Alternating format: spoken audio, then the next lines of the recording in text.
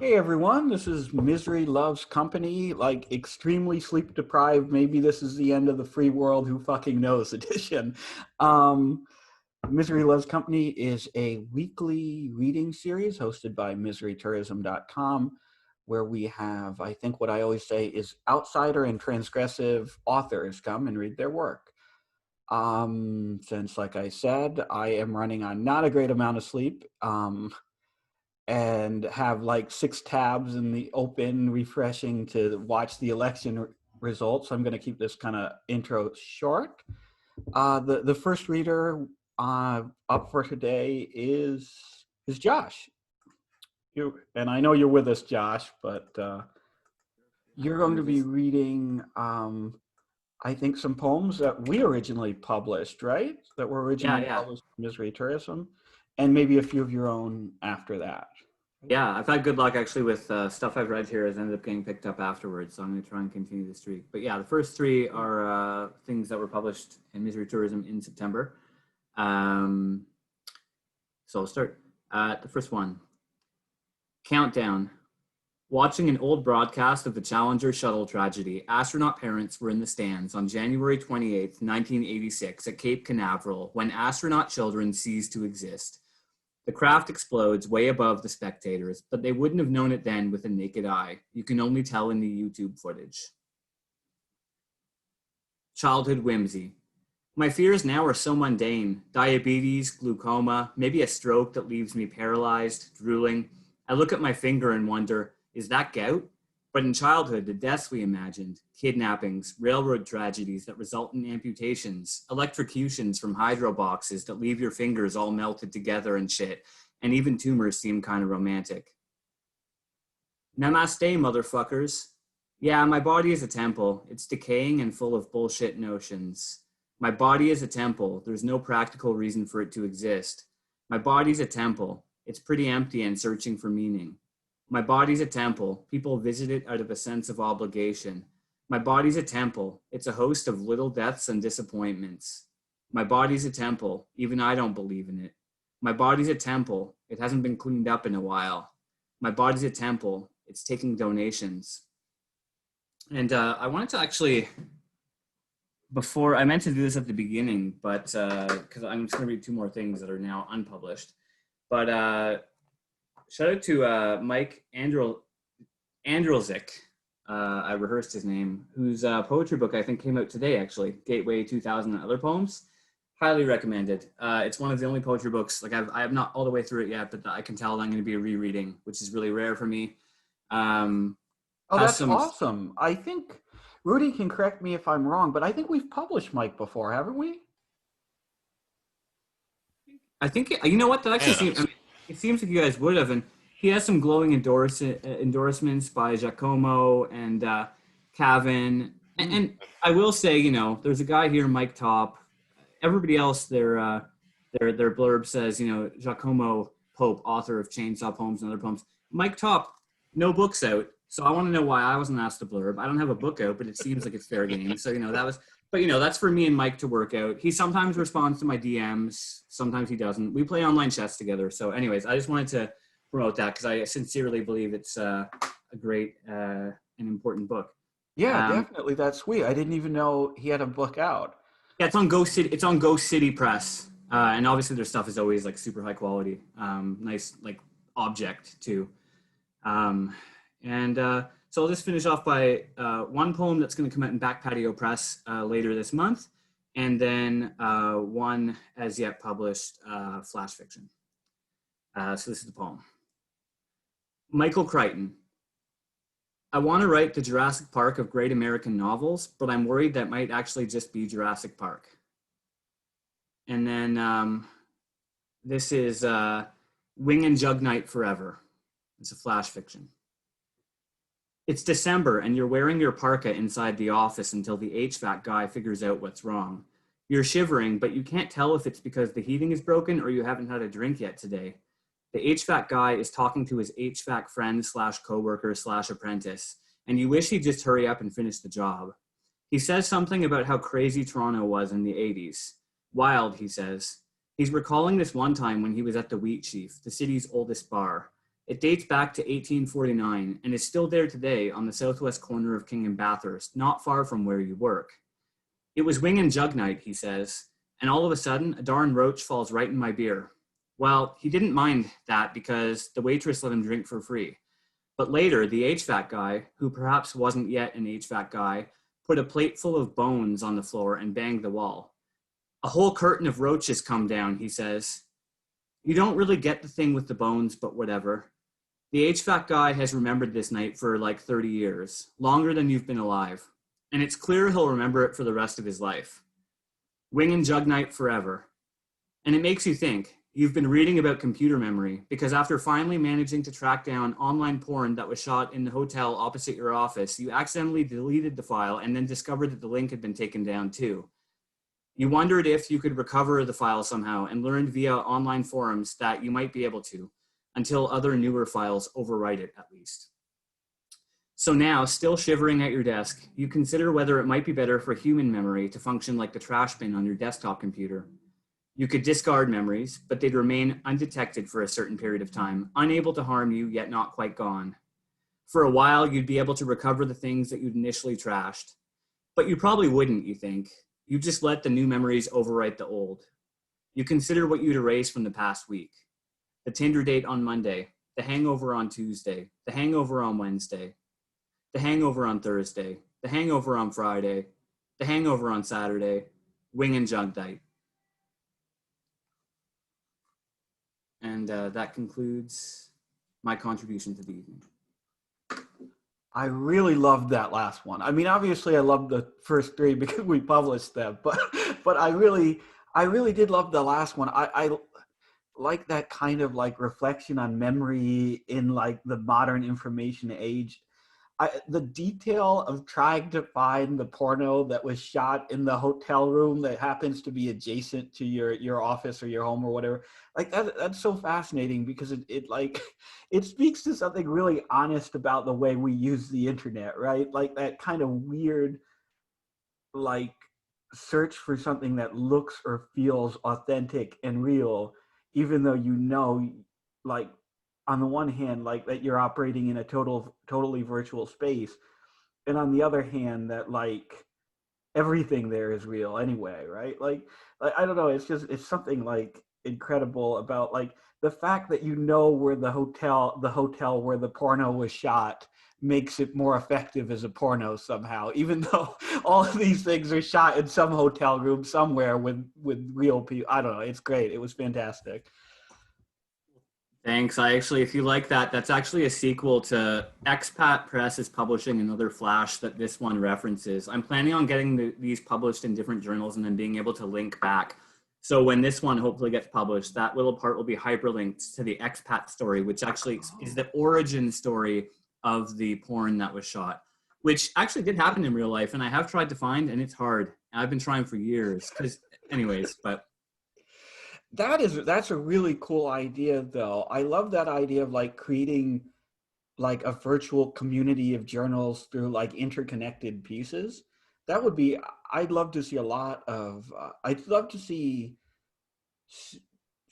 many of the artists that are kind of exist to this community. Like there are these publications that are obviously part of a kind of I don't know, larger kind of community of artists, right? Like us and Expat, Surfaces, Harsh, Trash World.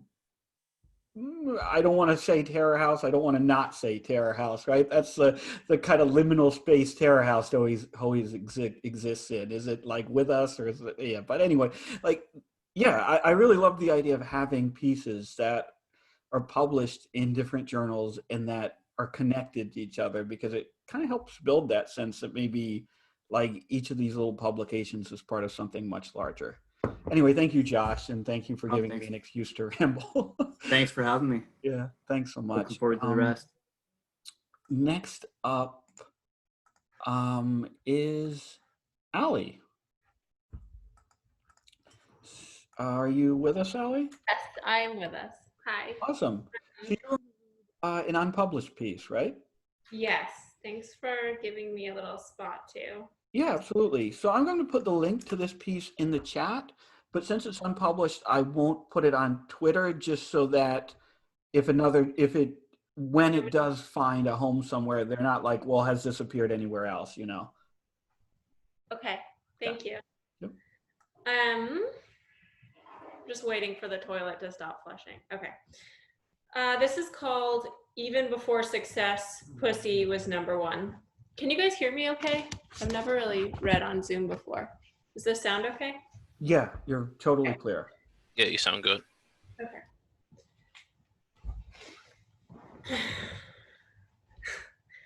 Come to Marquee tonight and show it off is what Alex says over AIM when I mention my new tattoo, a dancing symbol on my hand that looks like a flower but is not a flower. His screen name is Mr. Belvedere 459. My screen name is Shoe Girl, and every sentence I write is flourished, floral. I call every guy I chat with darlin' or sugar, though I don't really talk that way, never have, never will. What's that, a flower? Alex says when he sees my tat in the flesh. In amongst the flashing lights, the pounding man-eater, smack that, sexy back. I say, what do you think, darlin', and neglect to mention the seed of the design, how it dawned midway through a retreat in the Berkshires, my mom trying to fix me with meditation, mindfulness seminars I couldn't sit still for. The problem is that I think I'm unlovable. How pathetic is that? At the meditation center in the Berkshires, the teacher sat on an elevated platform facing the room full of desperate people and me.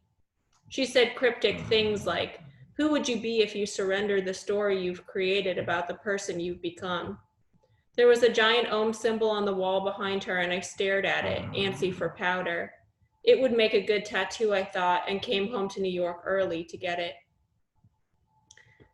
The ink is barely dry, slick with Aquaphor, though I ditched the saran wrap.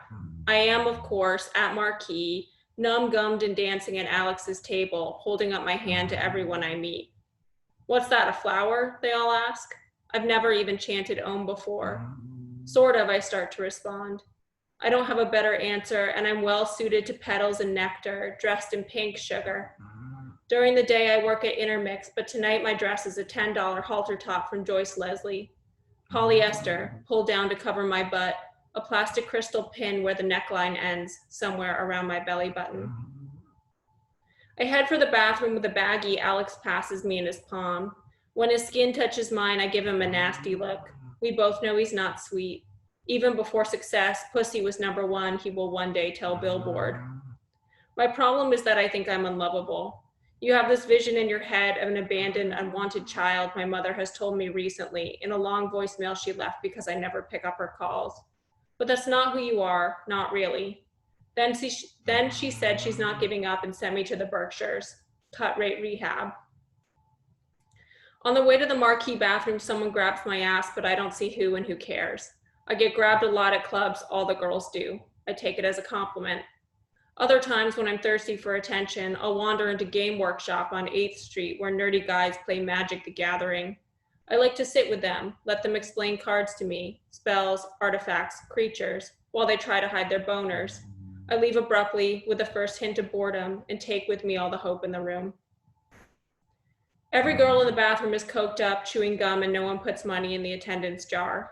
I have 3 crumpled dollars in my clutch, which is fake black satin. My mom cut me off, trying to set an ultimatum. Intermix only pays $8 an hour, but I always drink and snort for free. At Marquee, Alex's table is upstairs, overlooking the floor where all the plebes grind. I get back from the bathroom, thighs burning from the climb, and he trades me the bag for a drink, vodka, and a splash of the too sweet cranberry juice sweating beside the ice bucket. I sip, sniff, wipe my nose. A few weekends ago, at a club called Snitch with a different promoter, I full-on bled, bright red down my chin, my white Forever 21 dress ruined. That was strike 1. Strike 2 and 3 was my period, arrived by surprise after months missing all over the promoter's face. Oops. So I'm with Alex now, pretending to hear what he yells despite the music, waggling my skin and bones in my shirt-cum dress, wiping my nose again. Like, why am I trying to make all this money? Alex will muse in that Billboard article in 10 years' time, speaking of his motivation, his art. The answer was always simple, he concludes. I wanted to hook up with hotter girls. For now, he's got me. I may not be hot, but according to the fake ID I bought for $60 in the back of a hijab store on First Avenue, I am young, which is essentially the same as hot. The ID says I'm 22, but really I'm 19, even better. Anna Nora arrives wearing True Religion and Marc Jacob pumps with spikes up the heel. Her t-shirt is gauzy, embroidered with skulls. I recognize it from Intermix, where it sells for $300.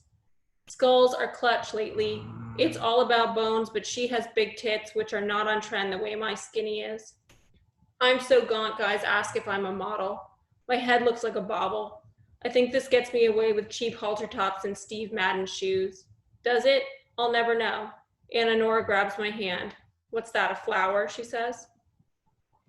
At 4, we take a cab to Alex's apartment in a luxury building on 23rd Street next to the Home Depot. Upstairs, he sits on a black leather couch with his legs spread. The mirrored coffee table is strewn with cigarette butts and weed streaked with powder. There's sexy lingerie on the floor by his bed. Anna Nora makes a joke about wearing it, but it belonged to Alex's ex and he doesn't think it's funny.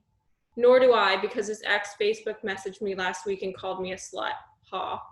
Her name is Fleur. She ended it and Alex is still hung up, dejected, tickle fighting Anna Nora on the couch like they're siblings or something. Their thinly veiled foreplay annoys me. Isn't it obvious why we're here?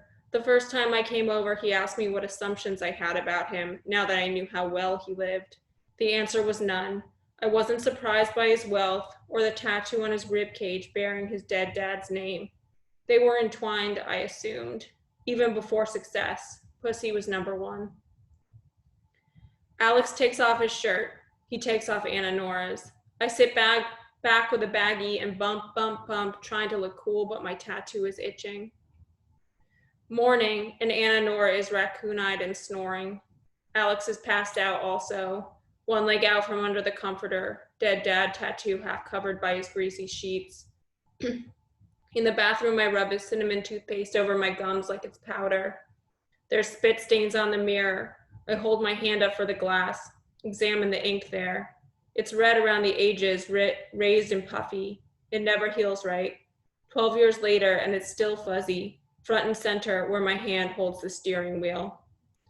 Up and down Hollywood Boulevard, I drive to get to work, day after day in a poorly ventilated room full of sweaty writers, day after day past advertisements of barely legal girls in desirous poses, actresses airbrushed to perfection, actors whose wrinkles have been accentuated rather than erased, and a giant billboard with Alex's face on it, stony, serious and famous.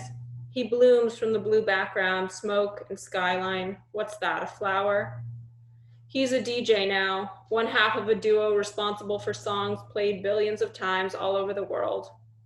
On stage, he just stands behind his laptop and frowns. The songs Alex makes don't require him to do much but press play.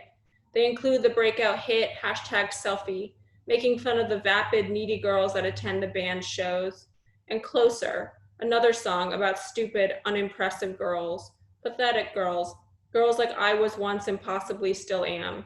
We ain't never getting older, the lyrics to that one go. I went to rehab. I got married. I published a book marketed as the tell-all memoir of a prettyish rich girl with a sad family story. It enjoyed a blush of success, but failed to sell as well as the publisher had hoped. Now I sense my career has stalled. I want to write something important, big enough for a billboard, a billion readers. Every day I try. Then I drive home, past Alex's billboard, and stare up at him in awe. He is the impressive one. You have this vision of an abandoned, unwanted child, my mother said. Who would you be if you surrendered that story? The mindfulness teacher asked the room. We ain't never getting older, Alex's song goes. The tattoo on my hand looks like a flower. It's not a flower. Thanks. Wow, that was great. Thank you. I really love stories that like try to get to the depths of characters that don't necessarily have depth, if that makes any sense. You know, stories that like find profundity or like that manage to achieve some kind of profound understanding about characters who are just completely banal. And I think this is a great example of that. I love all of the details. like all of the settings become real, and there are so many like really just completely hysterical funny moments in here, like the Magic the Gathering shit, like that's simultaneously like so completely sociopathic, but also like, yeah, I could absolutely see a human being doing that. I don't know, it was a great story. Her name was Fleur was also very funny. I felt that was a good delivery. Are you like? Is this auto fiction? Is this? Are you like the chain smokers? Is this like auto fiction? Sorry, I just like I was looking. I yeah. Yes. Yeah, it's autofiction. Yeah, sorry. I just I googled and then like I saw like yeah. Good No, for you, girl. no, that was no. I mean, I can't vouch for that, but I'm just saying. Yeah, no, I was curious. I'm obsessed with autofiction. I believe that's actually the only way to, um, uh, whatever the value of a previous experience, if you can turn it into, uh, something other than that, then it's worth it. But yeah, no, that was fantastic. I love your contribution to the legacy of cocaine fiction, cocaine autofiction. Yeah. So just yeah, really liked it, and I'm gonna mute myself now, and probably for the rest of the night. So yeah. Thanks. No, yeah, it was an excellent piece. Thank you so much for reading. Harris is up next. Hey everyone. Hey, Harris. That was fantastic. I love that. So you're going to read a piece that was published earlier this year in Hobart, right? Art. Awesome. Yeah. It's Take it away. what you say? Hey, okay, so this is a story from the book that I've been working on for the past couple of years. I actually just finished it, so yeah, it's exciting time. I hope you guys are into this one. Basically, it tracks a family throughout an 80-year period and kind of picks and chooses different moments to tell stories from different points of views of the different family members in this family that flips houses. So this is one towards the end of it, but they all kind of stand on their own, so you shouldn't need to know anything to understand what's going on. So this is called The Anniversary. Married 20 years ago today, Heather and Vic play that game after dinner in their California King with the lights off and no TV on because special occasion, where they take turns confessing things one might not know about another. How Heather once French kissed her cousin, or Vic fooled around with his roommate in college. The threesome she had with those football players, linebackers from a visiting team she can't remember. The time he saw his childhood neighbor making love to a cow. Had he told her about the cow already? Well, she told him about the football players too. What else? The game goes into a dying fall, with the realization they've traded these stories before, and what's worse, had forgotten certain trades. The forgetting and the remembering now just one more pattern they've fallen into, like the annual trip to the Italian restaurant, Vic's gift of antique jewelry, or Heather's blue velvet blouse, the extra glass of wine to prime themselves for the lovemaking to follow, tedious now, everything just another beat of the same.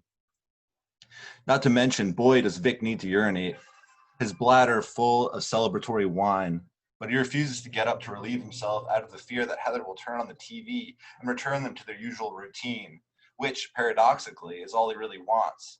And he hates himself for this, wanting to urinate and watch TV instead of make love to his wife of 2 decades. So to save the moment, Vic decides to tell her. It's a story buried so deep for so long, its exhumation feels less like something he decides to do and more like something he realizes he has in him. For now, after 20 years, today. This one I know you haven't heard, he says. Did she remember when he painted that old general's lake house up in the Adirondacks? That friend of a friend of her mother's? When he had to camp out in the yard and bathe in the lake because the general wouldn't let him inside? Of course, she says. That humid summer, they sunk their money into fixing up that rotten bungalow, and they thought Junior had Lyme meningitis. I said I remember. I'm sorry, Vic says.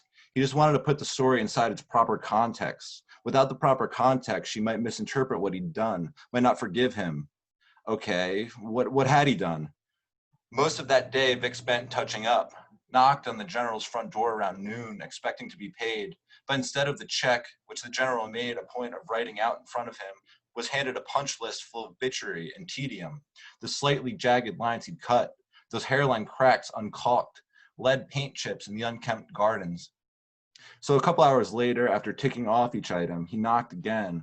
Once, twice, 3 times, no answer, which was weird, because every time the general opened the door, it had been as if he'd been guarding it.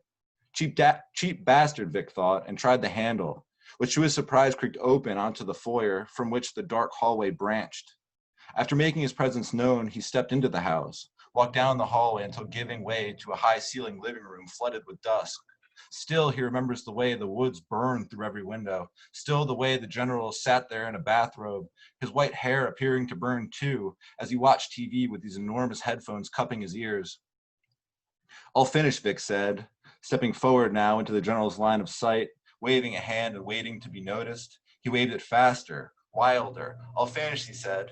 Yet he couldn't seem to capture his attention. The old man stared right through him, at something else, something soft in his eyes, until suddenly those eyes sharpened, focused into an accusatory glare, as if he'd caught Vic mid-burglary and was about to leap to his feet, dispatch a series of ass kicks. So imagine Vic's surprise when, instead of berating him, the general removed the headphones, offered a dentured smile. From such a dour man, I swear to God, it felt obscene, Vic says.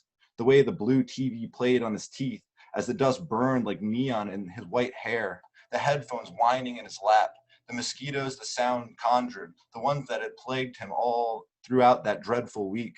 Cynthia, the general said, and squinted and peered up at him. Honeybee? It's Vic, Vic said, embarrassed for this old man, who had probably fought Mussolini in World War II. This decorated man of honor, only napping, rising sweetly out of a dream, about his dead wife, an old lover, a dear friend, back into the cold, harsh, lonely words of his life. Because if there was a wife or a lover or a friend, Vic hadn't seen her. No one had come and gone from the house all week. All finished, he said. Nevertheless, the general persisted. Cynthia, Cynthia, honeybee, he said, until unable to take any more of this, Vic walks over, turns on the light to rouse the general back to his senses.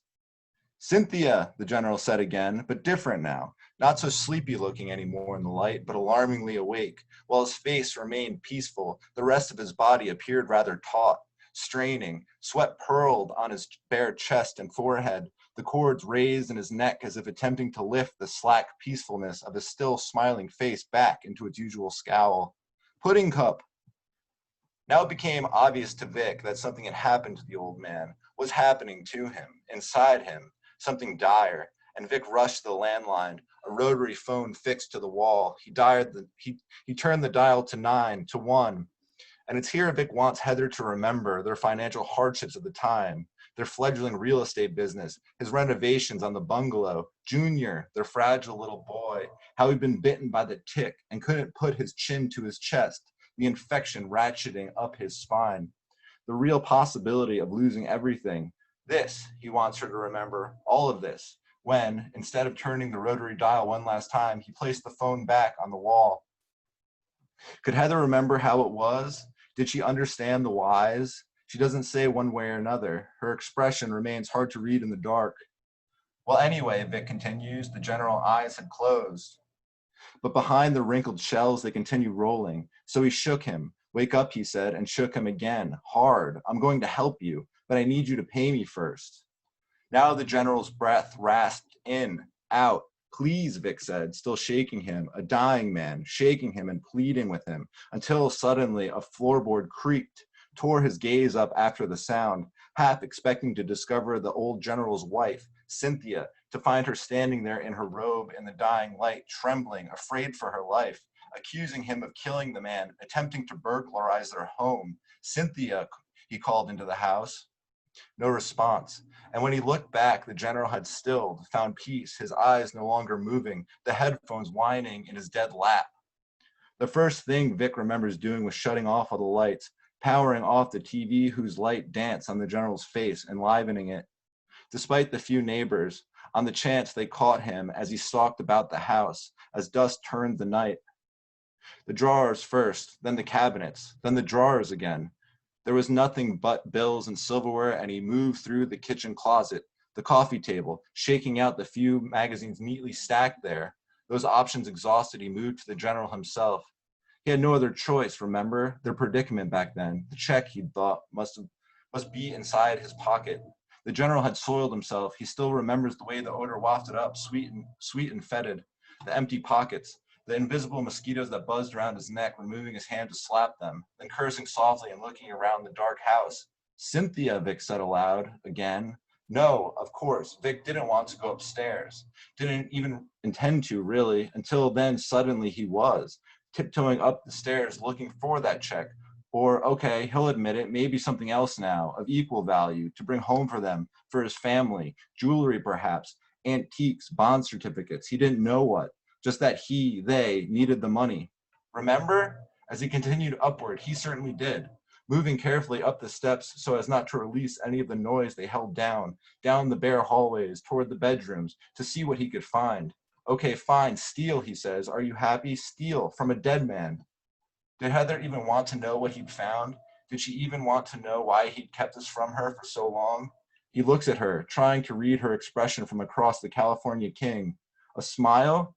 He doesn't know. It's still too dark. Had he told her this before? Did she not find the circumstances as damning as he thought?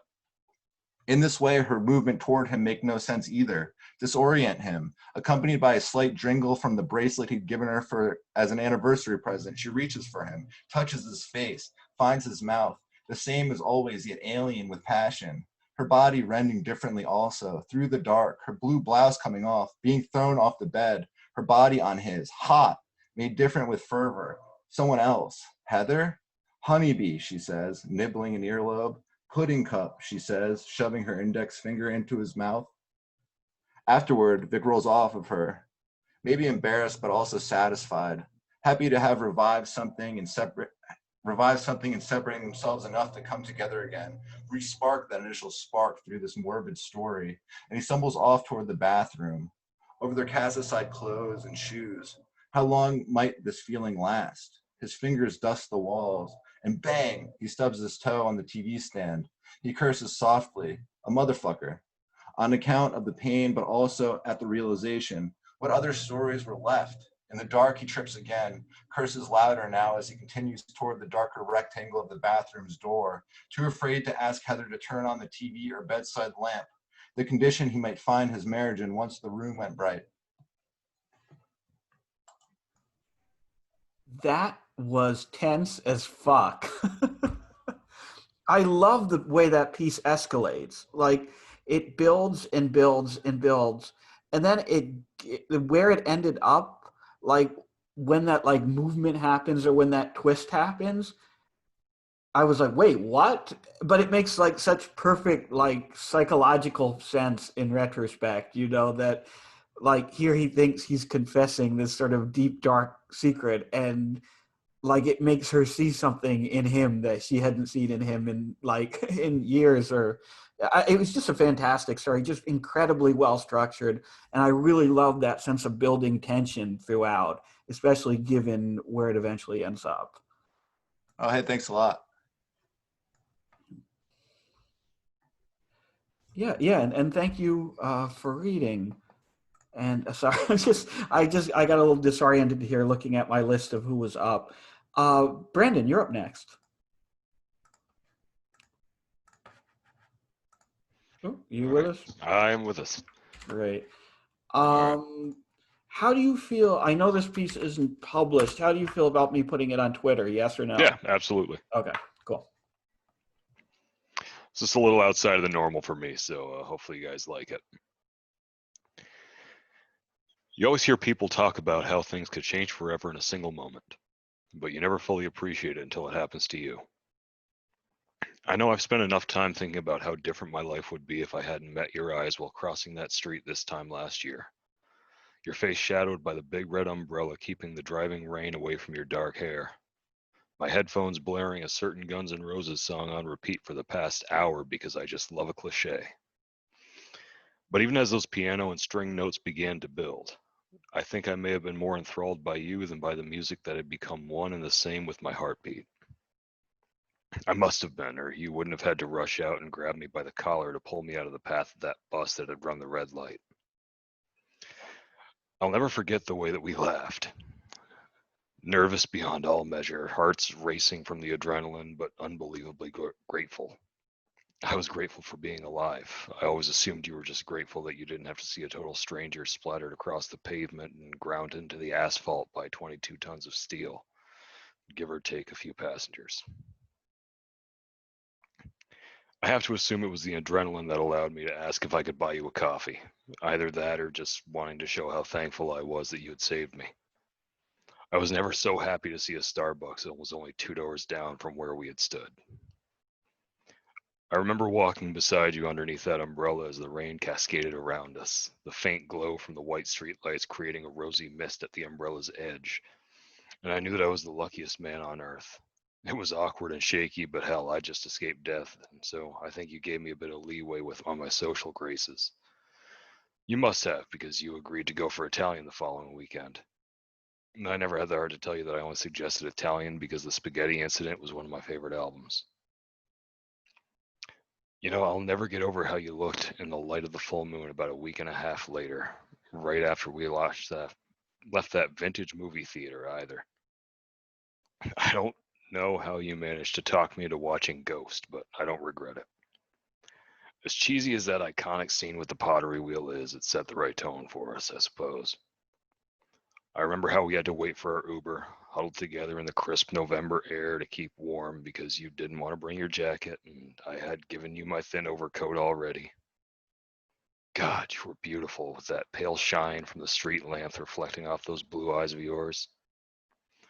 I still don't know which one of us moved for the kiss first, and I don't want to start another argument about it, but I'll never stop remembering how it felt when our lips touched for the first time. It was electric. It was like everything in the world woke up all at once. And then came Thanksgiving, but somehow it just felt right for me to bring you over to dinner with my parents.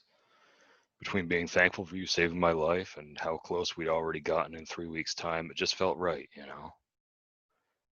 My folks didn't seem too bothered by it, especially with the context, and I think you were happy to be around a family since yours was over on the West Coast and you couldn't make the trip that year. Such a great dinner. And when we got back to my place, God, the way your eyes sparkled when you took your top off made me melt just as fast as it made me hard. I know we'd just spent hours eating, but I couldn't have been happier than to spend another half hour putting my tongue to better use than tasting the same meal I'd had for 30 years. I know we lost track of time, but god damn, by the time I filled that condom while still inside you and took a second to become aware of our surroundings, I saw the daylight dawning on Black Friday. Christmas passed the same way, and you were my favorite gift that I unwrapped that year, even though I'd been unwrapping you for over a month at that point. It never got stale. New Year's Eve came, and so did we, both before and after we took a cab into Times Square to watch the ball drop. Valentine's rolled around, and we went to dinner, and that was when you said you thought things were getting too intense.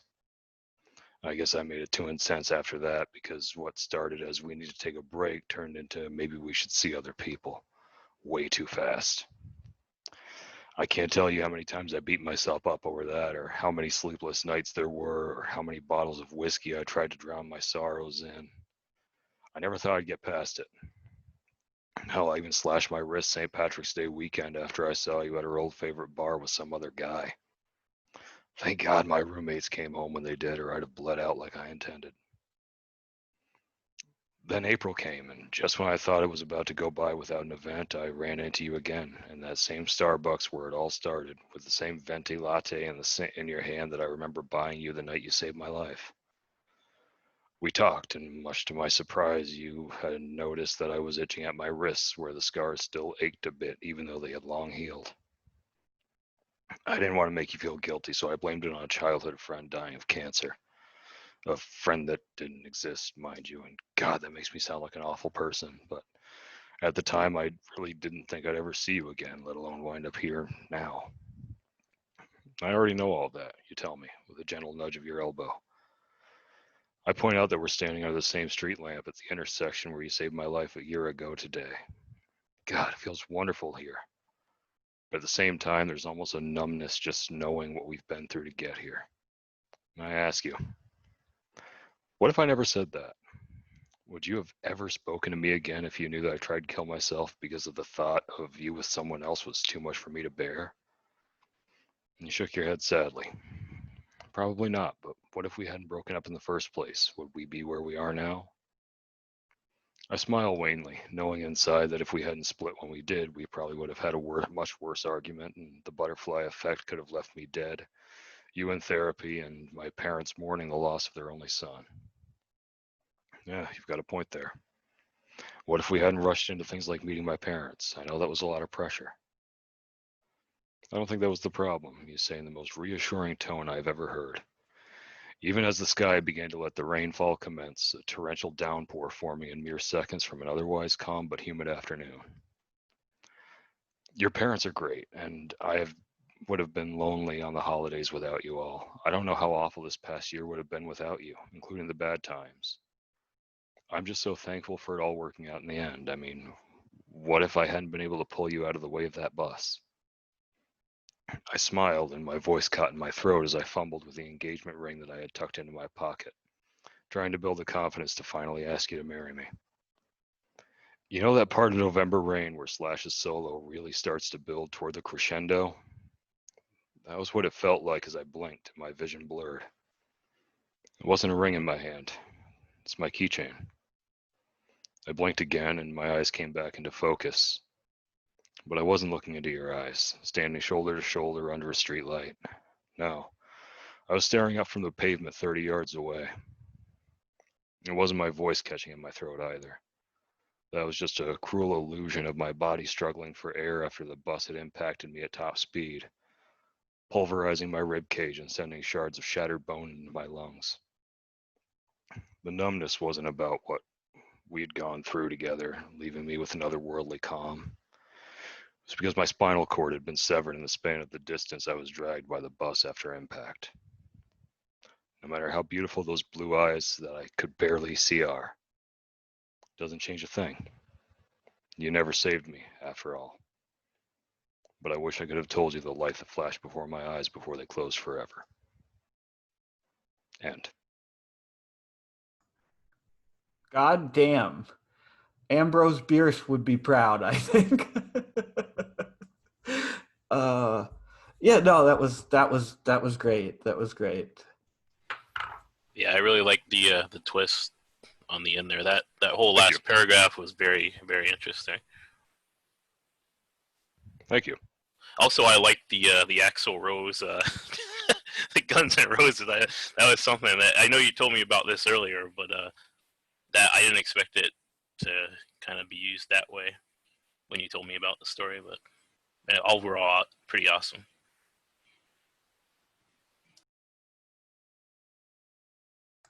Yeah, absolutely. Thank you, Brandon. Thank you for reading. Our last scheduled reader tonight is Derek. Before Derek reads, I just want to do what I always do about this point and say we're going to have an open mic afterwards. So if anyone would like to read, just put a note in the chat, and Rudy and I will be trying to watch the chat. And yeah, we'll get to you, one by one. It's still relatively early in the evening, so we've got time for multiple open mic readers. Yeah, I'm just rambling. Okay, Derek, how are you? Are you with us? I'm with us. I'm here. Awesome. Thank you. So tonight we're everything's going good. to read a piece that was originally published in Orange Blush Zine. Yes, that's right. This is a new one to me. Can you tell us a little bit about them, if you know? Because I always like it when I see a publication I haven't seen before, Well, I just went through, it was kind of weird. Basically, I had two pieces that I sent to really, really small places that were either on their first or second issue. And this was one of them. And then oddly, the other one is supposed to be in their first issue, but it's been like 5 months or something, and it's still like not like I haven't heard anything about what's happening with the piece. So it's kind of hard to know much about this. This was their second issue. I had liked the art and the sort of the work that was in their first issue. It was international, which was kind of cool, but I don't know what they're gonna be or what like place they're gonna stake out or something. So it's a little bit of an oddball one for me as far as publication. Yeah, I was flipping through it while you were talking, and I love the like design and layout shit they're doing here. And it's actually like that's kind of the best place to get into a publication, or at least I think the most exciting place is when they're like just starting up and there's all that like potential there, and it's like you as being one of their first published authors are like playing a role in shaping probably what someone else will decide their thing is, right? Someone will be like, well, what do they publish? So the answer is, well, they publish works like yours now. Exactly. Yeah, that's cool. And I also like the whole idea of not knowing, like not having baggage. Do you know what I mean? Yeah, absolutely. Like, Absolutely. Anyway, sorry for like a that no, detour. that's okay. No, it's All perfect. yours now. This is also a very different piece than anything I've read here before, so it'll be fun. This is called Alabaster and New Jersey. Two ships in the distance. I am exaggerating or imagining, I suppose. Two sets of lights in the distance is certain. I am walking over craggly rocks, an unsafe beach. I see two sets of lights in the distance. I turned behind me to where Stephen would be hiking with me and whispered the name of the ships. The first ship was called Alabaster. It was built in a shipyard in Croatia, purchased by a wealthy American from New Jersey. Thomas purchased a ship custom made for his wish to sail around the world from a shipyard in Croatia where the ships are well made. Thomas will christen this ship Alabaster, breaking a bottle of champagne over her bow or stern. Someone will tell him which word means back and which word means front and where it is he is supposed to break the expensive bottle on a Tuesday, as best he can recall. I have no name nor provenance on the second ship. I could invent one, as I invented Alabaster, Thomas, Croatia, and New Jersey. These are just two sets of lights in the distance. I don't feel like inventing. I whisper Alabaster and point to one of the sets of lights. Stephen does not answer. He stayed home with his famous fear of flying. He was killed by a swarm of beetles. I killed him with my bare hands. Well, I killed him with a gun, but I held the gun in a bare hand at least. He does not exist. He never existed. He too is invented like Alabaster, Thomas, Croatia, and New Jersey. I have no Stephen, perhaps. What is the name of the second ship? Stephen asked. We take our shirts off once we step off the rocks. Our feet are bleeding. We were barefoot. We didn't know there would be rocks to traverse. Stephen is just a little fatter than me, which is nice. I remember this when he takes his shirt off and I smile. I tell him I heard what he asked back there on the rocks about the second ship. He says, I thought you couldn't hear me because of the wind. I couldn't hear you, Stephen, because you do not exist. I invented you and your question, to say nothing of Alabaster and New Jersey. Why would you have me ask about the name of the second ship? Stephen is upset at having not existed. It seemed like the kind of thing someone would ask. I would tell you the story of the first ship, and naturally your curiosity would shift to the details of the second. But why something so trivial if you could have me ask anything? Stephen is asking a great many questions now. You imagine, I suppose, I would use you to confer meaning? You take me as a manipulator, someone dastardly who would have you ask a stupid question so I could communicate something? What would I possibly have to offer this world it has not already heard, read, seen, or imagined, and then so thoughtlessly spit out? Why bring me along at all then? Stephen, obstinate. I am lonely, of course, and going insane. I'm terribly lonely. And so I will tell you, reader, and thank you for it, the truth. There is more invented besides Alabaster, Thomas, Croatia, and New Jersey.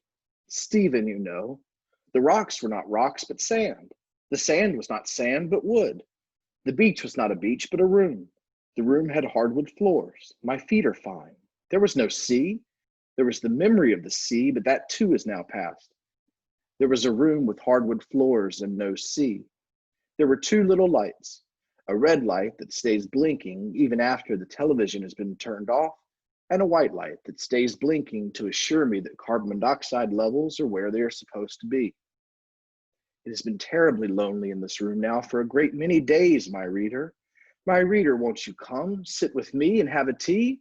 You will not? Of course, I understand. This consciousness has slipped through time, and as you gaze upon these words and ponder Alabaster and New Jersey, the white light is now red, as it should be, as it should be, as it is. Noises too, presumably.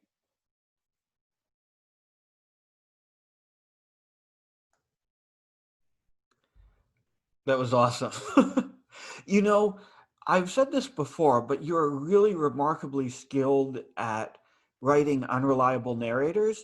And I think that skill like innately lends itself to writing something metafictional like this, right? Because um, I always talk about Nabokov, and I shouldn't talk about Nabokov, but like there's this wonderful place in fiction that you can arrive at, like, and that Nabokov certainly did. Like once you've mastered like the psychology of the unreliable narrator, where you can then transition to writing metafiction that really does like unsettle the reader and make them aware of like their role, the role they're playing as a reader, and the role that, and like the innately like deceitful role that the author always plays and that the narrator always plays in a piece like this. And I think you really nailed that kind of space in this piece. So that was awesome. Awesome, thank you. Yeah, I really like the wind down at the end where it goes into his room, basically. That kind of you're expecting different imagery, I guess, and then all of a sudden it's like, oh well, just this guy in his room, kind of sad. I really like that. Yeah, right. I mean, that's the experience for most of us, right? Like you can create, this huge world, and it's, even if it's autofictional and you're remembering it, or it's fantasy or whatever. I mean, the reality is we're doing it, in a small, sad, tiny room, in between bouts of wondering if we should keep. Yeah. Yep. It really captures that. Yeah, definitely. Like the loneliness at the end of the piece, like Jesus Christ. Yeah, no, thank you, Derek.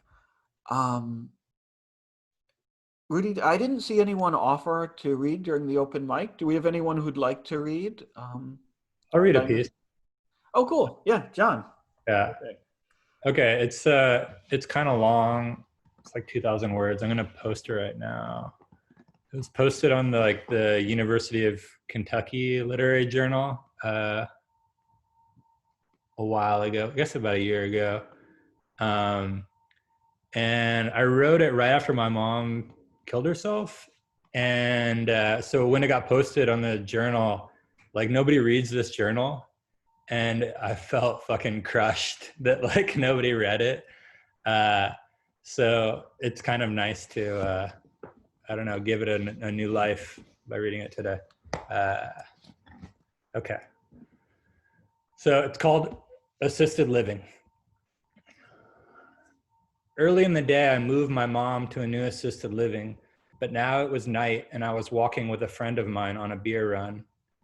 He was rolling a cigarette, nicotine fingered, and I felt loose from the kratom tea he used so he didn't use heroin. We were stepping over discarded Christmas trees, laying in piles of needles on the sidewalk, and I was still thinking about how I ditched my mom's old mattress behind the church, embarrassed of the stains, feeling optimistic about her new start. It was then my friend told me about the thing in his throat. I could hear it in there, the worry. I wanted to make it better. I hadn't been a good friend. It could be HPV, I said cheerfully. For weeks and months, I dodged his texts and emails like he was collecting a debt. I pray to God, he said, opening up, letting me in under the icicle lights. I didn't see anything growing, no nodes or knobs, only what was missing, tonsils and molars. Did I tell you my laptop got stolen? I said, wanting to even us out somehow. He nodded, knowing. My dad had it in his throat too, he said, blowing smoke, swatting it away with his hand before I could walk into the cloud, which wasn't necessary. I knew about his dad. I remembered the emails, even if I hadn't replied. How he'd cared for his old man dying in a motel by the water, sharing the fentanyl patches of hospice, fishing fly larvae out of the tracheostomy hole. Did it feel like you owed him? I asked. But I guess my friend couldn't hear me with the liquor store door thing going ding-a-ling. I followed him into the liquor store, thinking about my mom, wondering about our responsibility to our parents. What do we owe? It seemed to change all the time. It seemed that nursing his dad had taught my friend self-care. He'd taken out loans and gone back to college, quit using. His life was looking up. I couldn't help believing my mom was dragging me down. I felt like a bad person thinking a thing like that, but I'd spent the last year bringing her clean underwear in psych wards and convalescent hospitals. She was still young, everyone said, and physically fine, but she wanted to die. It had become my job to convince her not to die, which was exhausting, and didn't leave me time to make money. I'd started documenting all her craziness for a book. With that, at least, I was making progress. I had a goal. It wasn't all for nothing, except now my laptop was stolen, and with it, the last year of my life. I hadn't backed anything up. Inside the liquor store, my friend stopped short. He pointed at the cash register. It was unmanned. I surveyed the quiet neon scene, wondering what I had time to grab. "We closed," said a voice from inside the racks. Above the top shelf candy, I saw the owner's ponytail. He held a cell phone to his ear. His free hand made a slashing move that spanned his throat. Another head bobbed up beside him in the snacks, reeling among the dentine and Altoids. Older, granddaddish, gray flyaway hair crammed beneath a ball cap sporting the logo of a beer bar on the peninsula where my dad drinks. Under the hat, the old man said something that sounded like, "Shut down, snip dicks." Outside, a motorcycle muffler chopped. My foot turned toward the door. "Nah," my friend said, dry-throated, already cutting for the refrigerators in the back where they protect the beer. "We inside." I heard in my friend's voice the charm and surety that some people, women, me, love, but also the jonesing, which was just as easy to detest. It had been there since at least the first time, my one and only time, smoking heroin on his bedroom floor. I caught his t-shirt by the tail. "Hey, let's get tacos," I said, believing maybe he needed saving from himself and his selective sobriety. He laughed, collapsing air through his malformed lung, his mom's fault for smoking while pregnant. I thought he was laughing at me, but it was for the old man in the hat, bent over, fishing through the pockets of a guy passed out on the floor of the candy aisle. "What?" the old man said, as the guy on the floor snored low and vulgar. "I'm looking for ID." It was the old man's hat, as much as the familiar way he touched the man on the floor snoring, that had me thinking of my dad. The photo of my old man that hung in the beer bar on the peninsula between the pool table and the ladies' room, shirtless, younger than me, arm hugging a 300-pound tuna like a friend. Like my dad had done the thing a favor, saving it from deep water, hauling it up onto the boat deck to die. The old man hooked the snorer's wallet. He walked to the ATM. The guy on the phone tugged his ponytail, standing in the doorway, watching the street, making the thing ring ding-a-ling. IPA, IPA, get for pay, my friend said, tat-tat-tatting on the fridge glass with his lighter. What do you feel like? Yo, I said, alone in the candy aisle with the snorer. This guy on the floor is purple. I was anxious for him to snore again. I wondered why no one was doing anything to help. Hey, he's fucking blue, I said, watching him changing, going cold and colorless in the way night falls on everything.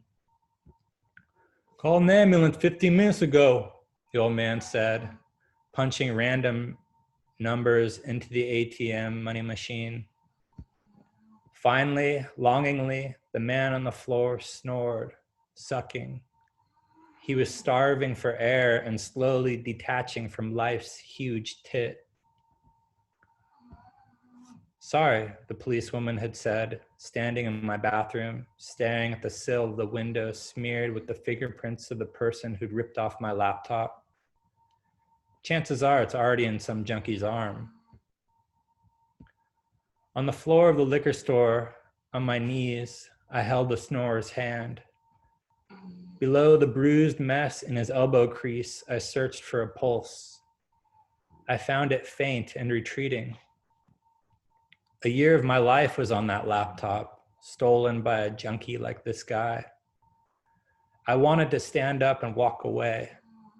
I wished there was nothing I could do. What is required of me here? I wanted to know. And I waited for the answer for what seemed a lifetime, wishing anyone would say. Before she was an addict, before she wanted to die, but maybe not, my mom was a nurse. Her uniform was white, and so were her shoes.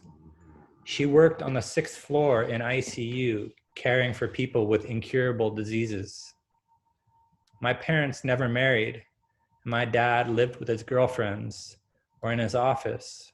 So when I was a kid and my mom couldn't find a sitter, I often slept in the hospital. In the night, she would wake me whispering, "Sweetheart," if a new patient needed my bed. Later in life, she would malinger, staging falls, faking illnesses, drinking lactulose to give herself the shits, so she'd wind up dehydrated, hooked up to intravenous fluids in the hospital, a patient this time, a recipient of care rather than a giver. Yo, wake up, I said loudly, callously slapping the man on the floor. Hey, buddy!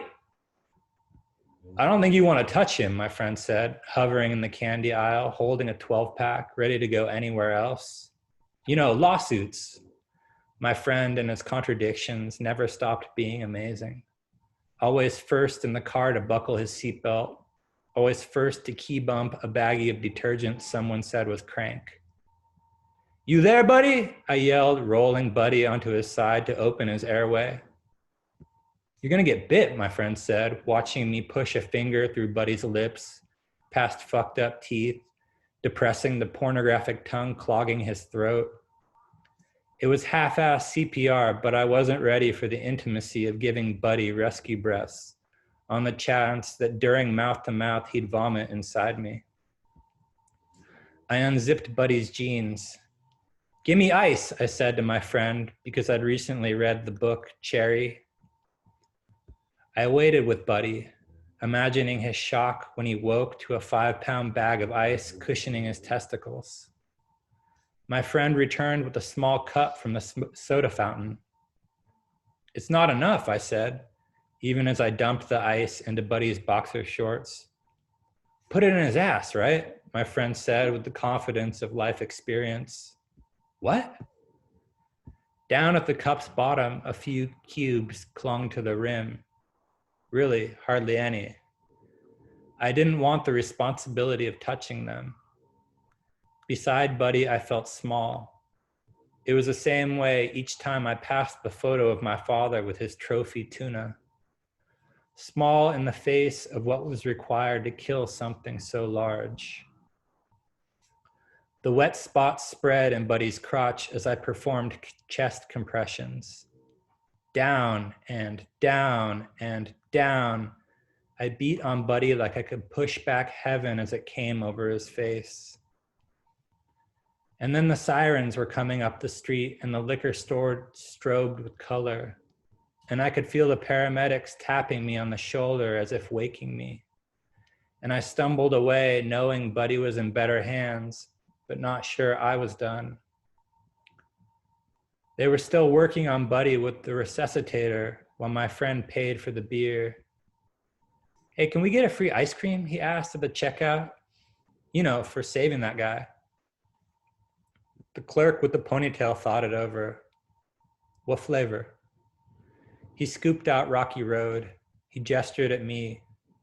You? I was watching the paramedics roll Buddy onto a stretcher. Same, I said. 2 scoops? I took 1 scoop. I wasn't going to eat it. Outside, I dropped it in the trash. I only wanted the trophy. A few nights later, I met up with my friend at a show. It was a noise show, so we were on the patio drinking tequila out of a water bottle while inside the club, performers made noises on laptops that were inhumane and inconsiderate. My friend had got the results of his biopsy.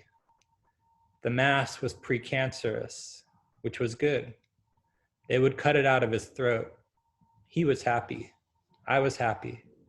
I'm quitting, my friend said, waving away his cigarette smoke, conscious of the second chance he'd been gifted. I myself couldn't tell whether to believe him. It didn't matter. I was still feeling like a hero, telling anyone who would listen that I had saved a life. Except everyone was inside the venue.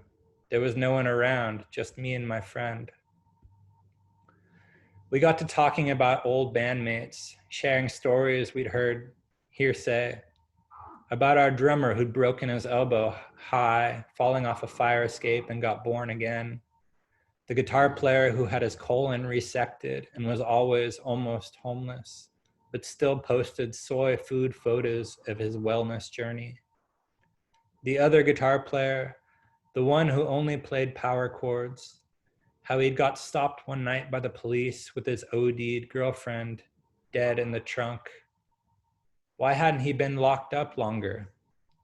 We decided he'd ratted, that this was why he moved to the desert and groomed chihuahuas for a living. I was sorry that each of them had second lives they were living without me. The next week, at the assisted living, my mom slashed her wrists.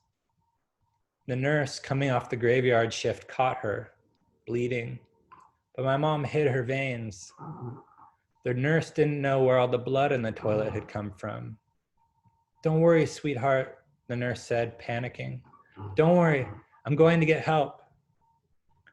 Alone in the room, my mom crossed to the 6th floor window, leaving a trail on the tile in droplets of blood, leaving handprints on the sill as she opened the blinds to see the empty apology of the sun rising, promising resurrection. At night, before I fall asleep or before I awake, I see her. She is working one leg through the open window. She is crawling out onto the ledge. She glares back over her shoulder at the door. Am I there? I feel I am. She stares, past the IKEA furniture I assembled, the new mattress I hauled up the elevator, the pictures of us put in frames. She looks scared, but not with weakness or the pain I imagined. The fear is knowing, but I don't. Why doesn't she come inside? Why am I not enough to bring her back? Below in the parking lot, a nurse is locking her car as she comes on the day shift. Rain is in the forecast, and wind blows through the palm trees. The nurse looks to the sky, the window. Coffee spills on her clean white shoes. She breathes. It isn't nothing, breathing.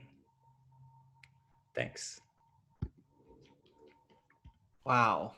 That was sad and hilarious and beautiful. That was really, really, really, really, really, really good. And I just an incredibly moving piece. I really don't know what to say. It was so fucking good. You know, I'm honestly speechless. I'm honestly blown away, and I'm really just yeah. Thank you for reading that. That was spectacular. Thank you, William. Thank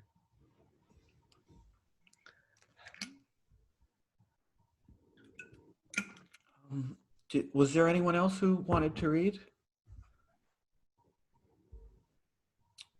Rudy, do we have anyone else volunteer? Looks like Joshua said just now he would read. Oh, great, awesome. Are you with us, Josh? Joshua? As far as I Yeah, know. what up? Hey. Can you guys hear me all right? Yes. Yep. I can hear you clearly. All right, this is real quick, just 500 words. Sure. Go right ahead. This is called Dive. Jack was trying to fill some time with beer. Not completely, just enough to float. He was waiting to be at another place, a somewhere with light calibrated to shine cut glass and the jewelry liquids of cocktails with fresh herbs spiking them. Dinosaur spikes. He was going to go meet some new friends there and walk out into a night they would want to remember. He got the weights. He bounced his leg. He looked around the cheap bar. It was a cheap bar. He got into conversation with the only other person there, a guy 3 stools away. Jack said something about the Dodgers on the TV, and the guy said something back that meant basically he was open to bar talk. The way of 2 guys. This guy was a guy you could plausibly find in this bar in the late afternoon. He wore a mother of pearl snap-button shirt. He had deeply tanned skin and a voice that made eggshell sounds at irregular intervals. He had a fuzzy tattoo of a bald eagle on his right forearm. He had blue eyes. They talked. In the course of it, the guy said he'd worked for 9 years doing oil in Texas and the Gulf, and he was set. His blue eyes were brought out strongly by his brown skin as he talked. "What do you like to do best?" the guy asked a little later. Jack still had half a beer. The guy had shifted over 1 stool. Jack raised his eyebrows and his glass. That was his answer. Jack was drinking Blue Moon. The orange slice it was garnitured with struck him as shameful as he made this gesture at the oil man from Texas. The man was drinking from a can. His fingers dented it. Jack thought of himself fancifully coming across as one of the girls, as raising an opened, rummed-up coconut with a paper umbrella, a sprig of mint, a loop-de-loop straw. He noticed the man's eyes again. Jack had once seen a pool table in another bar where the baize was blue instead of green. He supposed it was a pun. Pool table. "You?" he said. Jack pressed his lips and tried to smile at the same time. The man's eyes didn't meet his. The man raised his eyebrows. He smiled. It was unremarkable, a willed movement of the man's lips, some white teeth. The man put his beer down. The man's eyes were cool and flat and beautiful. By the sound the tall boy made, the empty aluminum clunk, the dent straightening, Jack could tell his beer was empty. "Really want to know?" the man asked. Then it was quiet.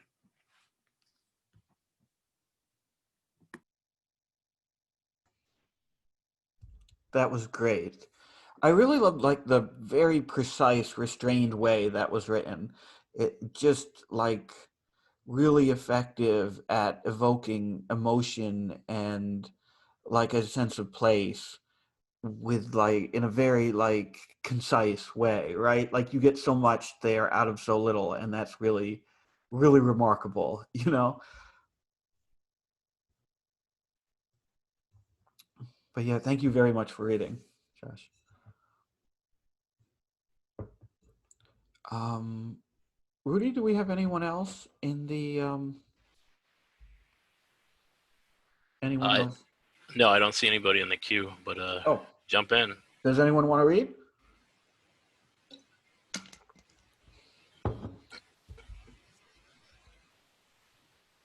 Maybe not. Rudy, do you want to read? Um, You not have anything for tonight? I can read something, I guess. Let me just pull it up here. Mm-hmm.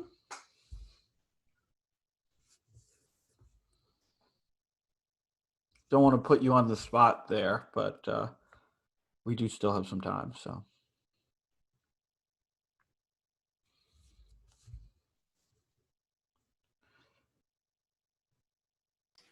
Yeah, unfortunately, this isn't hosted on Misery Tourism yet, but I'll just link the game text here. cool. Oh, this The is game. your Golden Cobra entry. Hey, Yeah, yep. awesome. Alrighty. This is called The Decline of Panopticrysia, or The Slowest Way to Slay a Dragon. The dread serpent Panopticrysia, literally the all-seeing decider in the common tongue, has been on a downward spiral since she retired from raining death on the cities of men. It seems that her mind and body aren't what they used to be. Are her cacophonous nighttime babblings a boast of the surrounding mountains and valleys, a kind of esoteric stotting to frighten away curious wizards, or a sign of senility? Is her trembling tail an unwinding of nerves many years due, or a sign of muscular atrophy? Does the droop of her jowls tellingly favor one side? These are the questions that haunt you, her entourage of disheveled royalty, lost knights, and anthropomorphic magical items. You thought seriously about leaving. Could you slip into the blind spots of her narrowing vision and then slip away? Would she even miss you? Would you miss her? Requirements. You'll need 6 to 8 players. Everyone will need the latest version of the Zoom desktop client, a mic, and a webcam, optional for the player of Panopticrysia. Everyone should be cool with having their voice recorded and potentially used in future play sessions. The game should take about 80 to 90 minutes, 15 to 20 doing miscellaneous out-of-character stuff, and about 60 to 70 for the play session itself. Play is iterated over multiple sessions. Premise and setup. This is a slice-of-life fantasy game dealing with themes of senility, physical frailty, abandonment, and elder care or abuse. The game's tone can be humorous, poignant, playful, dark, or just plain absurd. I would expect a typical session to be several, if not all of these. Make sure everyone's cool with that. During play, one person portrays an aging dragon, Panopticrysia, while all others inhabit characters from her motley entourage. There is no commitment for all players to attend every session, and as players drop, the dragon's mental and physical state will decay in a way that changes the fiction. Panopticrysia's player should host and locally record each session. The host should be sure to enable the Zoom option that splits the recording so that each player's audio is a separate file before starting the call. To begin, gather all players in a Zoom call. Everyone should review the character roles and select one.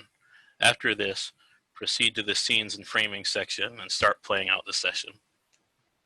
Character roles. You should try to speak as your character as much as possible.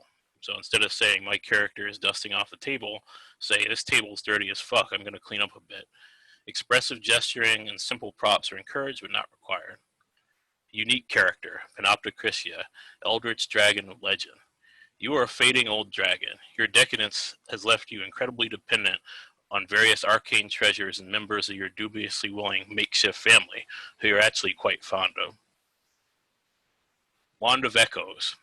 This artifact creates illusory effigies of the departed that repeat their actions, forever mementoizing them.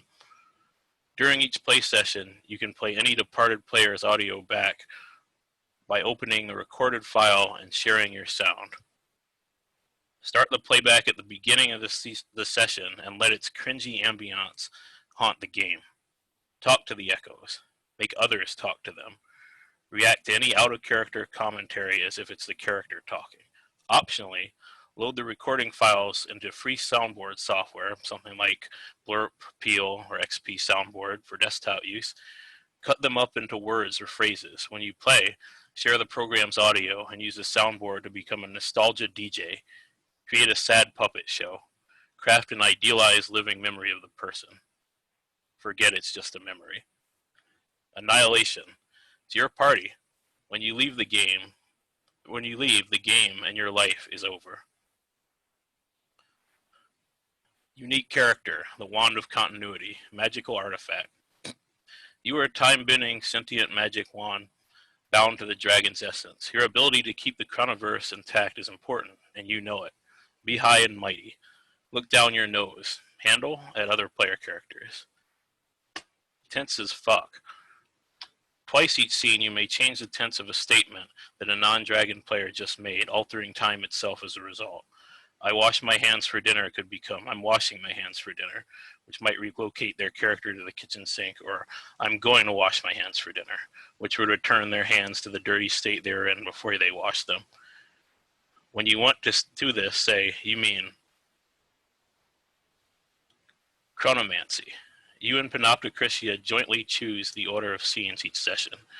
After you leave, scenes are chosen randomly. Additionally, the princesses and knights who are formerly kept in evergreen youth by your magic begin to age. Unique character, the Cave Symbiote, the extensible draconic nervous system. You're a symbiotic organism that lives in the dragon's body. Dragons have poor eyesight and mediocre memory, but mutations caused by your presence, like the extra pairs of functional eyes that have grown all over Carapace, have significantly improved Panopticrysia's ability to predate humans and other dragons. Power of suggestion. You can communicate directly with the dragon herself through a kind of telepathy, and she often listens, unsure if your psychic sub-vocalizations are her own thoughts. You use this ability to urge your host towards behaviors that fulfill your inscrutable biological needs. Once per scene, make a cryptic suggestion to Panopticrysia. Ask for raw meat. Change the channel to something violent. Do something that raises your blood pressure. Only the dragon can hear this. Panopticrysia, you should obey the Cave Symbiote's suggestions, though how exactly you go about interpreting them is up to you. All-seeing eye. You may describe things in the dragon's environment to her. Also, whenever a character says something to indicate they're performing some action, I'll go get dinner ready, you may describe that action and the minutiae associated with it. Sir Cook is burning the pot roast, and it looks like the stove is on fire. Universal communicator. You generate a psychic field which allows everyone in the entourage to communicate with Panopticrysia as if they spoke dragon, which they most certainly do not. After you leave, Panopticrysia will have trouble understanding the other characters. Additionally, her own language, which is laced with riddles and archaic references in its native form, will become incomprehensible to them. Panopticrysia, you must now do one of the following whenever you communicate. A. Liberally insert nonsensical or inappropriately used words into your speech. Or B. Speak only in sentences composed of rearranged words from your favorite poetry. If doing the latter, take poetry from any written source. Use a tool to scramble its words. Speak fluidly, using intonation and mannerisms appropriate for what you're trying to express, but use only pieces of what is generated, in whatever order you'd like to communicate. When people react with confusion, be fervent in your attempts to make yourself understood. Repeat phrases often. 1 or 2 players. Play as the princesses, cherished pets, and maybe more. You are abducted royalty, not specifically gendered, or whatever passes for rulership in one of the various, not necessarily monarchic, nations of the world. Because all dragons absorb human feelings through emotional osmosis, some of your better qualities have rubbed off on the decidedly brash and temperamental Panopticrysia. Hierarchy. You may give commands to the knights and they're obliged to obey, however grudgingly. Anchor. Send a private message to Panopticrysia at the beginning of the first session, describing your particular emotional focus. Something like, I help the dragon control her temper, or I keep the dragon motivated and out of the clutches of depressed apathy. After you leave, you stop providing emotional support. 2 or 3 players play as the knights, unwitting keepers of the home and hearth. You are a knight who was dispatched to recover one of the many princesses the dragon abducted. You failed and were abducted yourself. You and the other knights hate each other because your nations are at war, mostly due to dragon rot scarcity, but you have formed a truce to survive. As a knight, you are oath sworn as the bearer of some necessary task. Sir Garbage Collector, Sir Shit Shoveler, Dame Pipe Fixer, and you take it very seriously. Somebody's got to do it. Your job banter can make things happen. Oh shit, I just busted the main water line. Sets things up for the cave to become flooded, which should totally change the current scene's direction. After you leave, the group loses whatever service you provided. Shit piles up. Pipes break. Food goes uncooked. Scenes and framing. Try to include each of these 4 scenes in every session. 10 in-game years pass between every session. If the wand of continuity is present, they assist Panopera Chryssia in choosing scene order. Everyone has a hand in framing scenes. That is, everyone gets to establish some details about the situation before stepping into character. When framing, no player may contradict things established by another. When playing out a scene, just talk to each other. Maybe talk about the task at hand, if any. Let the play prompts inspire your role play. Dinner table scene, 20 minutes. This scene should be set in some common dining area where everyone has gathered. To frame this scene, everyone types a short sentence into the chat that reveals some detail about the meal or related minutia. It's a beans and rice night. Smoke is billowing out of the kitchen. Contribute details in the order the characters are listed in the roles page. Play prompts. Small talk. Bad manners, smells, odors. Family matters. Pests. Games. Board, tabletop role-playing, magical. Upkeep scene, 15 minutes. Dragons need baths.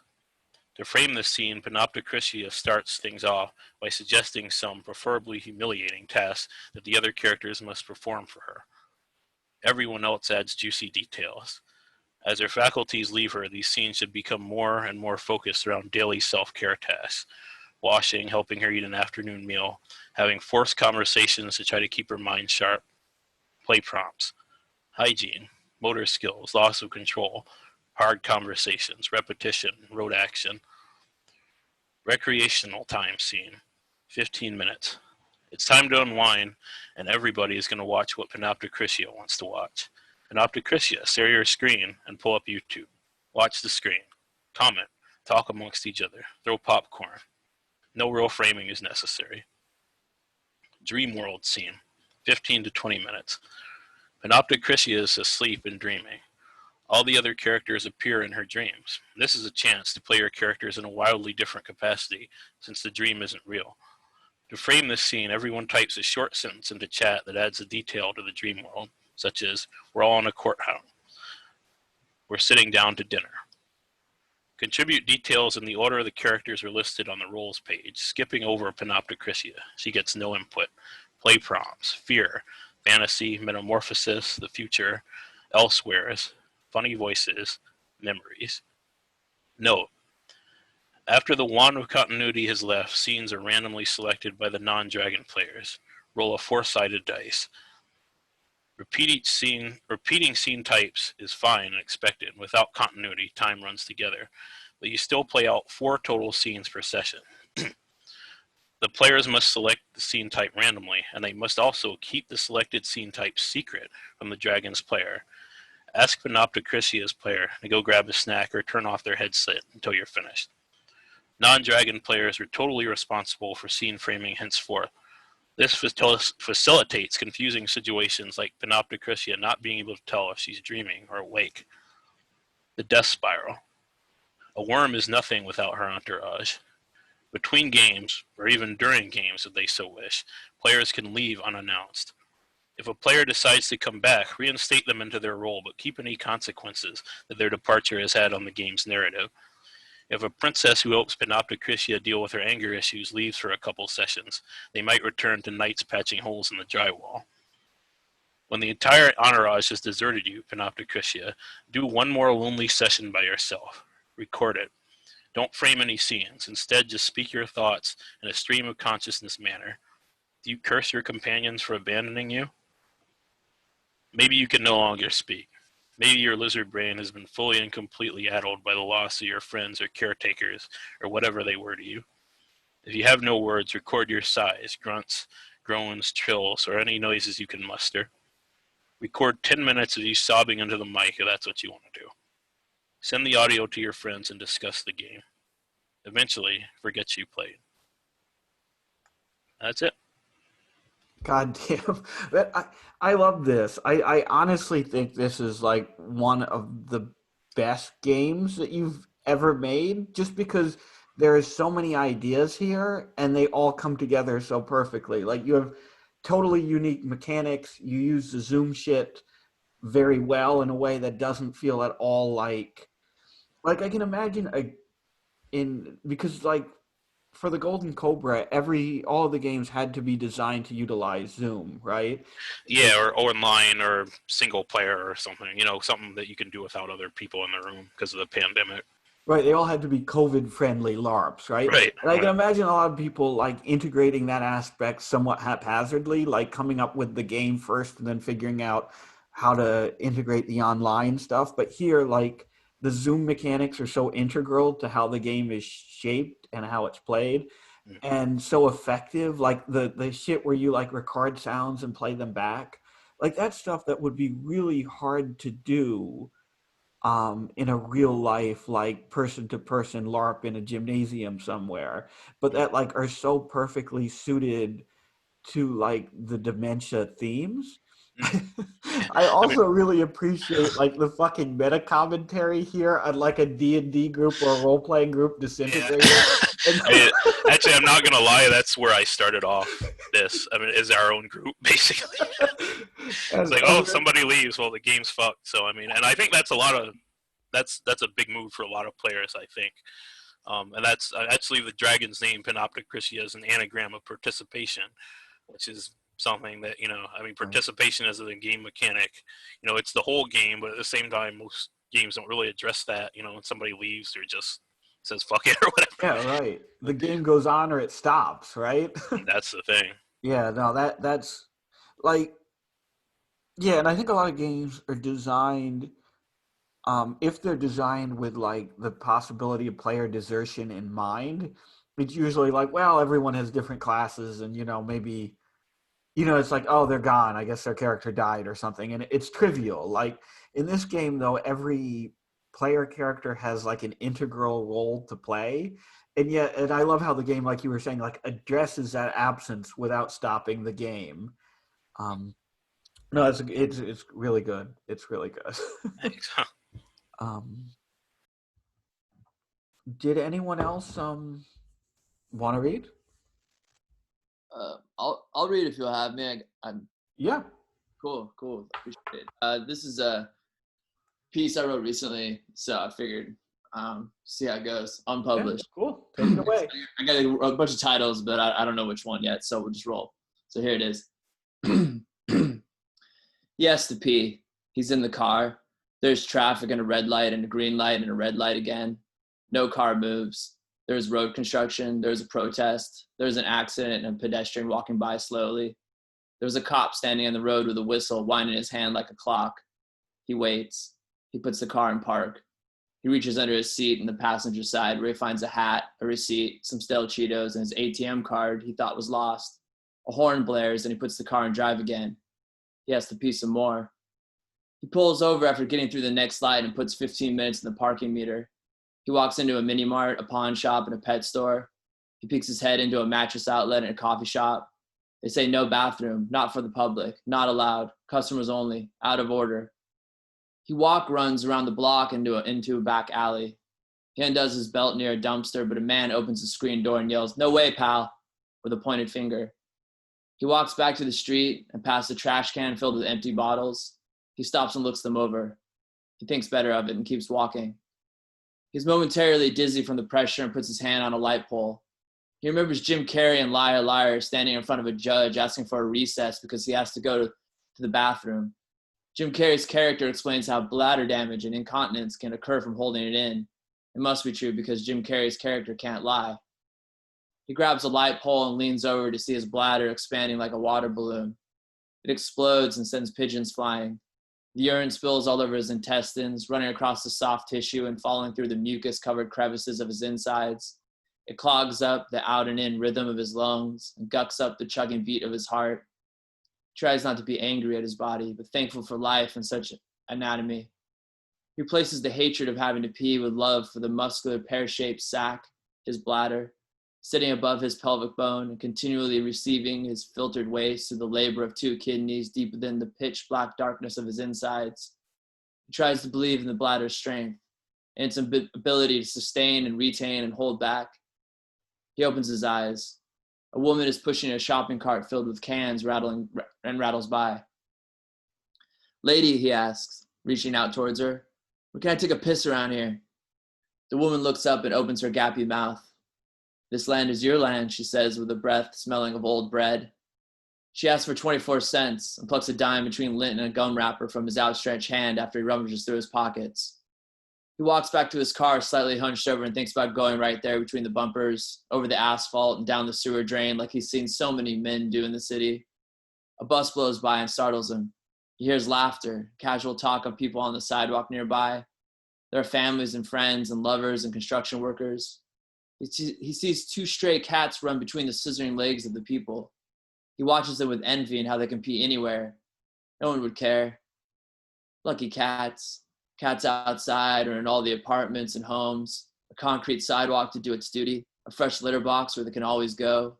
A carpet or a couch cushion to relieve itself on if it chooses. He gets back in his car and drives onto the highway without a seatbelt. Stop and go, stop and go. A mile and a half like this until he sees a towering road sign that reads Taco Bell, Subway, and Dunkin' Donuts. He knows what his choice will be. He takes the next exit and stops behind a long procession of exiting vehicles. The light turns green again, and with long honk, he's through the intersection. He makes a left, cutting across 2 lanes of oncoming traffic into the wide open freedom of a parking lot where he pulls up to the standalone Taco Bell. He gets out of the car quickly but with care, his ass clenched. He stumbles through the tinted door and into the shocked coldness of a blowing AC. He maneuvers through the bathroom hallway, but there is a woman in a purple and black shirt. She sticks out her arm in the direction of a sign that reads "Customers Only." Okay, fine. He stands in line and bends his knees, bounces from one hip to the next, and shakes out his arms next to his side like a nervous middle school dance. At the counter, he orders 2 bean burritos and a large Mountain Dew Baja Blast Freeze because he reads the Live Moss slogan near the menu and thinks, fuck it. He pays and rushes down the hall to the bathroom, punches in the code at the bottom of his receipt to the unisex single occupancy bathroom. In front of the urinal, he unzips his pants and lets all that's been held back out into the shiny porcelain and pink deodorant cake below, exhaling with a loud groan as piss droplets splash back at him from the force. There's pleasure. There's so much pleasure in the relief of letting go after such suffering and pain. The urgency subsides and he feels himself returning. He looks around and sees a hanging clipboard detailing the last time the bathroom was cleaned. He smells cleaning products. This comforts him. There's a framed black and white photo above the urinal taken of an old Taco Bell with a brick facade and a real bell installed above. He thinks of his childhood and how he always wondered if the bell was real. He wondered if he could strike its rusted alloy and hear the clapper bang against the dark inside with a deep resonating bass, just like on that Taco Bell commercial he heard over and over again on the radio when his father would listen to the classic rock station. He then thinks of how many bean burritos he ate on his lunch break as a teenager, working at the local cinema that was across from a freestanding Taco Bell with the same brick facade and bell towering above as the one in the photo. Thinks of Sarah, his first love, and their second date at that location.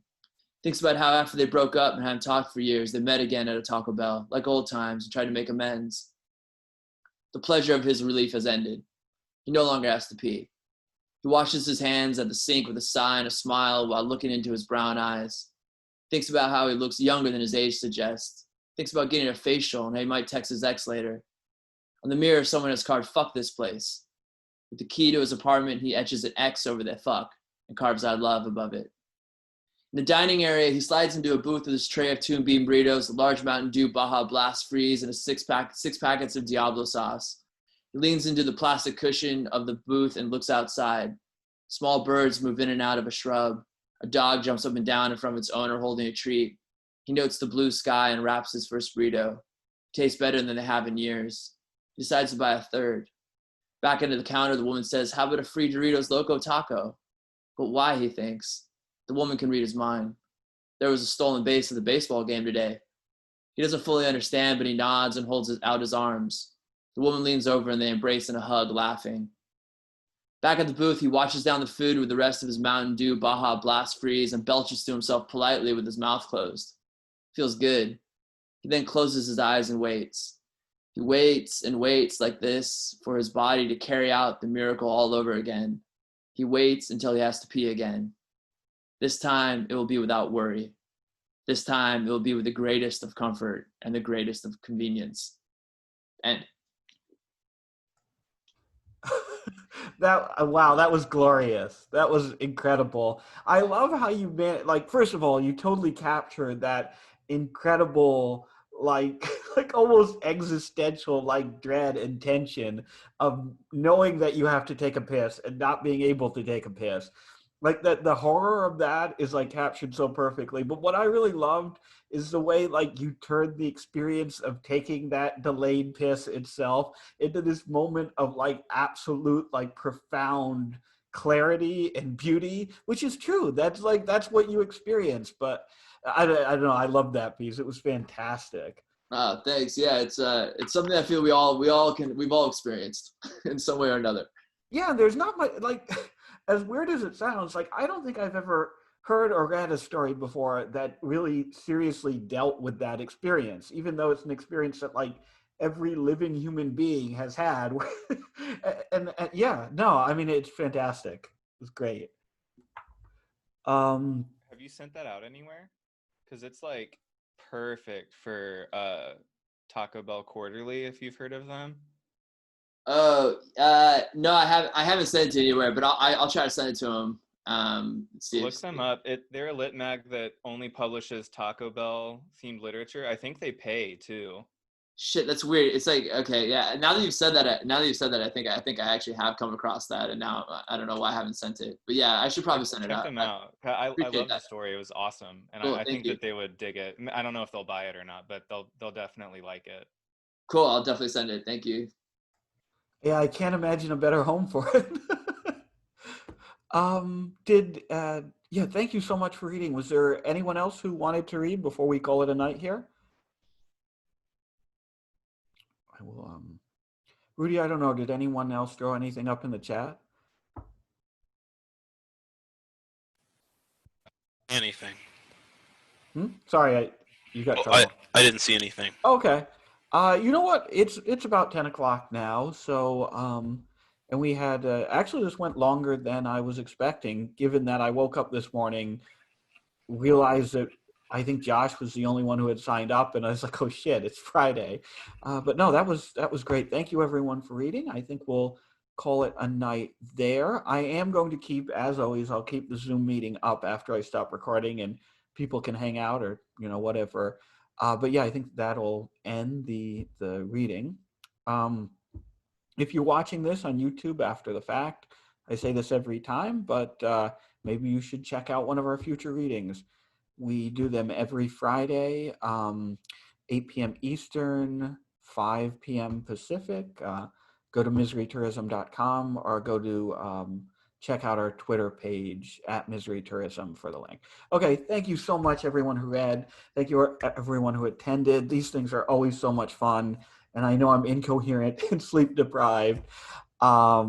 But yeah, I guess we could all go back to refreshing tabs now or turn on the news or whatever and go back to dreading or hoping, I guess, whichever, for whatever comes next.